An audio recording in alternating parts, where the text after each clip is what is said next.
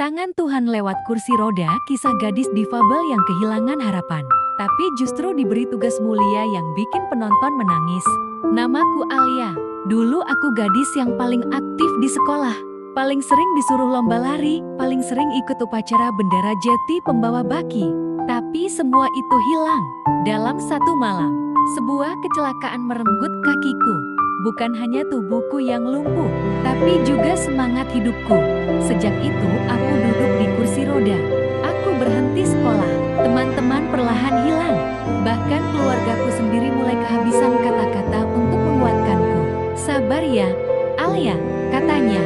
Tapi aku tahu, jauh di mata mereka, ada kecewa yang tak diucap. Malam-malamku sepi. Aku hanya menulis satu kalimat di buku harian. Tuhan, kalau hidupku hanya untuk jati beban, kenapa Engkau biarkan aku bertahan? Aku tak lagi menangis, tapi hatiku beku. Sampai hari itu tiba, aku duduk di taman kota, sendiri, tak tahu mau apa. Seorang bapak tua buta berjalan sambil menuntun tongkat. Ia tersandung batu kecil dan terjatuh tepat di depan mataku. Orang-orang hanya melihat, tidak ada yang peduli. Dengan gemetar, aku dorong kursi rodaku, menghampirinya. Pak, tenang, saya bantu. Aku mengangkat tongkatnya, menyodorkan botol minumnya. Ia pegang tanganku dan bertanya, siapa kamu? Nah, saya Alia, gadis yang kehilangan segalanya. Dia tersenyum, lalu berkata pelan, mungkin Tuhan menjatuhkanku hari ini, supaya kamu bisa berdiri kembali. Kata-katanya menusuk hatiku, tapi juga menyiramkannya. Sejak hari itu, aku sering menemuinya. Namanya Pak Soleh. Tinggal di rumah kecil dekat pemakaman. Dia buta dan tinggal sendiri.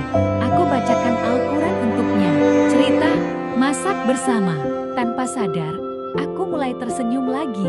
Sampai suatu malam, Pak Soleh menggenggam tanganku dan berkata, Alia, kalau aku sudah nggak ada, datangi anak ini. Namanya Leila, yatim piatu. Tak bisa bicara, tak ada yang mengerti dia. Kenapa saya, Pak? Dia menjawab, karena hanya orang yang pernah jatuh, yang tahu cara mengangkat orang lain. Seminggu kemudian, Pak Soleh meninggal dunia. Aku menemui Lele di panti asuhan. Seorang gadis kecil, 6 tahun. Wajahnya kosong, matanya tak bersinar. Tapi saat aku datang dengan kursi roda, dia tersenyum.